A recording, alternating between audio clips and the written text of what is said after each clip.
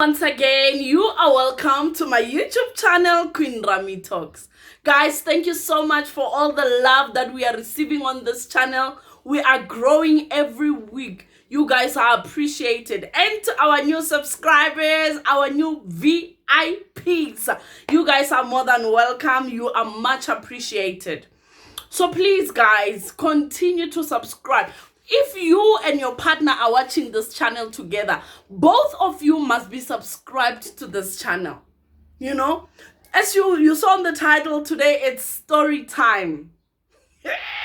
Guys, some of us have seen things, have been through things, you know. So the title says, how my friend invited me to her church that is a cult. As you know, during story time, we drink the things. So cheers. It's very, very important for me to mention that when I do story times, it is by no means trying to ruin anybody's reputation or trying to ruin anybody's name. That's why I will never use anybody's real name. So guys, but one thing that I'm not sure about as I do this video is if my friend knows that her church is really a cult. Maybe she will see this video and respond. But I don't need any explanation. Okay, guys, without any waste of time, let's get to the story of the day. But do you guys see the queen, huh? Okay. So we are going to name my friend Marshmallow. That will be her name. So me and Marshmallow, we are friends. Like we've been friends. We talk on the phone. Everything is normal. So we stay in different provinces. I think at that time in my life, I was going through a very dry season, you know. So as I was going through that season, it was at that time where I was crying to her. You know, when you talk to your friend and you explain to them what's happening in your life, you know, how things are not going well, things are not patching up, you know. So she was like, you know what, my friend, I've been hearing you cry. We are having a crusade in my church. Knowing how my friend loves the Lord, I was like, wow, I think I can make it to your church. She was like, are you serious? Please come on Saturday because we're having a night prayer on Saturday, and then Sunday we have a full service. I was like, why not? I'm coming. Oh, the girl packed her bag. So I almost said the town where I went. Whew. Yeah, huh? No, my friend fetched me in town. I was so happy to see her, you know, after a long time. Everything was great. So we had to freshen up, preparing for the night prayer, the service. The queen got dressed. You know, I was looking very good. Okay, fine. When we got to the church, she told me that I must sit on a specific side where they put their visitors. So that the pastor is aware that this side is visitors only. Oh, no problem. My friend was an usher at her church. So I was not with her throughout the service. Actually, I was all by myself with my Bible. No, the worship was so good. Like those people worshiped so nicely. I was very touched. Okay, it came time for prayer. You know, I don't know why I was very restless during the prayer time, but now it explains why. We prayed, but I was wrestling in my spirit. You know, when you wrestle in your spirit, but you don't understand why. Okay, but remember, when my friend brought me to the church, it was actually for the mere fact that I'll be getting a breakthrough. Okay, fine. So the night prayer ended. We went back to the house. I think it was around about midnight. Okay, Sunday service. She was like, because you are a visitor, please sit on the visitor side. I'll be ushering, so I'll see you after the service. Hey! Hi, worship starts. You know, I tried to brush away that feeling of being restless, you know. I was like, "Aye, man, maybe I'm just, when you are very good at discerning, you are able to tell, you sense people's energies from far, and which is a gift that God gives to his children. I'm not talking about a judgmental spirit. Be corrected. There's a difference between a judgmental spirit and a spirit of discerning, when you are able to discern and sense energies, So I was able to tell that, okay, it's not working, but I had to give it the benefit of the doubt. Remember, I was someone who wants a breakthrough at that time. So wanting a breakthrough will make you to succumb to things that, even though you can sense that they are not going the way you want, you are just hoping for the best. Okay, fine. Throughout the service, actually that night before, my friend was like, please be aware that during our services on Sunday, the pastor doesn't minister a lot. What he does, he deals with prophecies. I was like, oh, okay. Yeah, so I was ready for that. So after the worship, the pastor came to the stage, to the pulpit. Oh, okay. He was like, let me start with our visitors. He went to the first row, passed it, nothing. Second row, I was sitting on the fourth row. Second row, he picked a certain woman, an old woman, prayed for her, spoke over her life. Third row, this other guy. Fourth row, that's my row. We were 6 people in that row, right? Most of us were ladies. 5 of us were ladies and 1 guy. Out of that row, 3 ladies, we were picked. I stood up. My friend was clapping there at the back. No. Professor.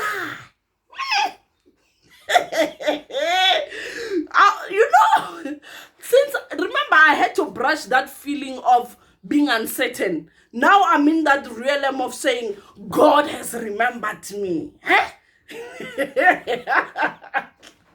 Guys, God does remember his children. Don't get me wrong. Okay, 3 ladies, we stood up.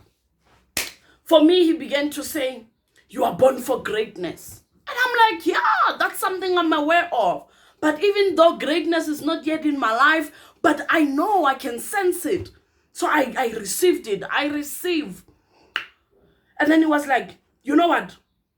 I have an assignment. I need you for a one-on-one immediately after church. My friend at the back, hallelujah! Oh, God is faithful. Remember, our prayer is answered, meaning I did not come all the way to this province for nothing. Hey, what a mighty God we serve. Okay. Hey. So she came, so the rest of the 3 ladies that stood up, they were told to come for a one-on-one after the service. So my friend was like, she came to me and I told you, God will remember you. I'm like, yes. So she was like, immediately after the service, please come to me so I can direct you to the pastor's office. I was like, okay, no problem at all. But allow me to say this. During that time of prophecy, I believe it when they say there's a spirit of hypnotism that goes there. There was a moment when that pastor was talking to me. I couldn't hear what he was saying. All I did was agree, Oh, I just hope I didn't agree to be. Oh, Jesus. Okay. So, after the service, when I went there, at the side where my friend said, directed me to, there was already a queue. But I was willing to stand in the queue because, remember, I need a breakthrough, guys. I need to be in that level that I saw when I pray. Okay. So in the queue, there were a whole lot of young people who are ladies. Men, you could count them, like the number of males that were there, it was very few guys. And even like older people, there were few. So mainly it was young people. Young people that you can tell, some are students, some they're still trying to put their life together, Okay, no problem. So before we get into the pastor's office, at the passage, the men of God's bodyguards or ushers. I'll just say bodyguards because the way they were wearing and the way they were standing. Whew. So the bodyguards direct you straight to the pastor's office, you know. So what you do before you enter the pastor's office, you write your name, surname, and cell phone number, you know. So I wrote my names there. I was holding like the ticket to get into the office. So people went in. Now it was my turn. You know, I was really like, my spirit was charged up for the mere fact that my friend believed that the man of God will choose me, and he chose me, you know. Guys, get your drinks, Pale. I hope you subscribed as I'm telling you this juicy story. Okay, I got into the pastor's office. Okay, it's 2 chairs and 1 table, of course. So he was sitting on his side, and then, so when I got there, I humbled myself. Man of God, how are you? The pastor was like, yes, my girl. You can sit down. We talked. So as we were busy conversing, I'm telling the man of God, my life is going like this. So he was asking more about me. Where are you from? I explained my situation. And then the man of God was like, do not worry. God has remembered you. God is on your side. Okay, I understand. Tell me more. Then the pastor stood up. Creano, now, you know, these people, allow me to say this. You know, when you are a child of God, these people carry a certain presence that is very heavy. It's very heavy, and it will make you tired. I was very tired. The minute he stood up, I was very tired. I stood up and walked towards my chair. So as he was walking towards my chair, I was still okay. As much as I was tired, I was still in my spirit. I'm like, my life is going to change. My life is going to change. Okay. Then the pastor was like, he held on to the chair first because he was behind me.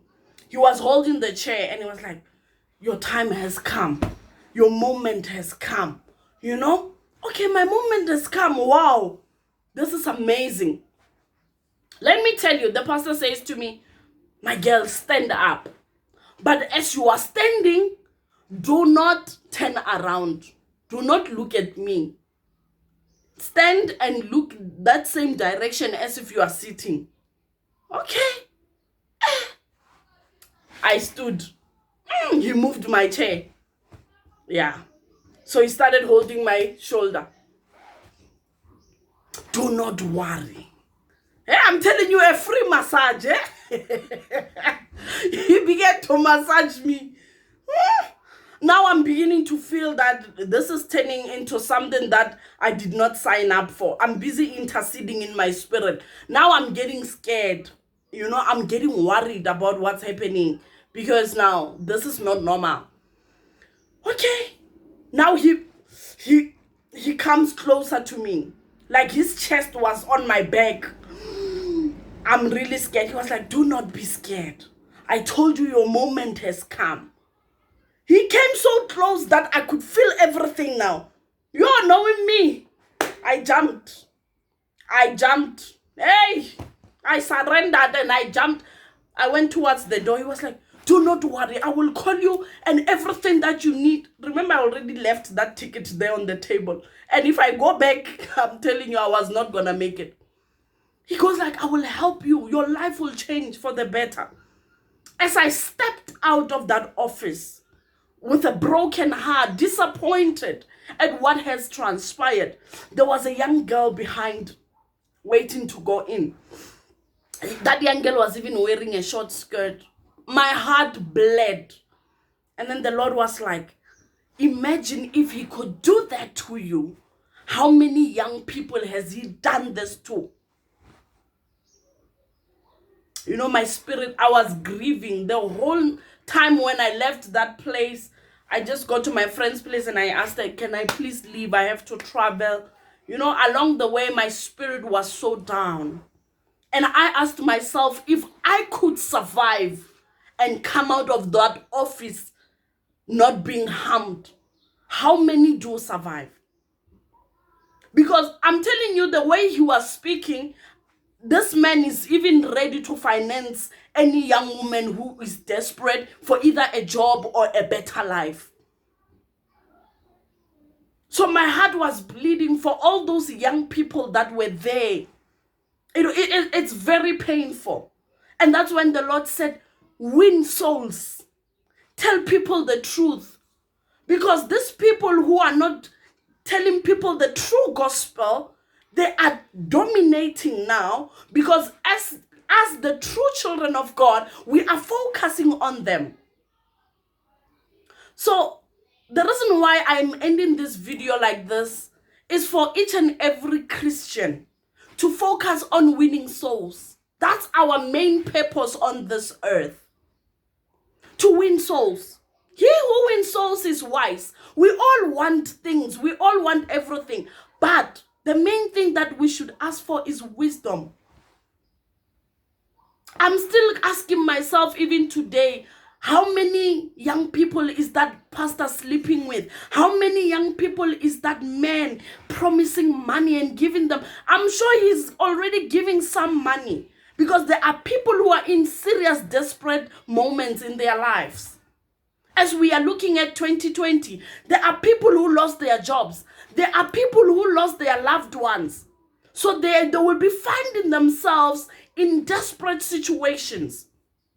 But as a Christian, we are relaxed. We are busy playing church. Let's go out there and win souls. Let's tell people the truth. Let's go and heal nations. And if you are out there as a young person and this kind of things has happened to you and you couldn't survive, go out and speak out. Seek healing. Because I'm telling you, there is more to these things that are happening. I'm so glad I survived. But can my little sister, can my other sister out there survive these things? Not all will survive. So it's our duty to go out and tell people the truth. I think I will end this video here. I'm not preaching. I was just doing a story time. So yeah, guys, thank you so much for listening to me. Please go ahead and subscribe to our channel. And please don't forget to tell us if you are happy with the way things are going. But if you are going to come to my YouTube and be rude, I will block you. I'm not playing there. This is still a new channel. We don't want any negativity here. I'm not saying everyone should always agree with me. You are entitled to your own opinion. But when you come here and be rude to me and be disrespectful, I will block you. And you're going to miss out on the good things that people will be seeing on this channel. So stay tuned until my next video. The Queen loves you.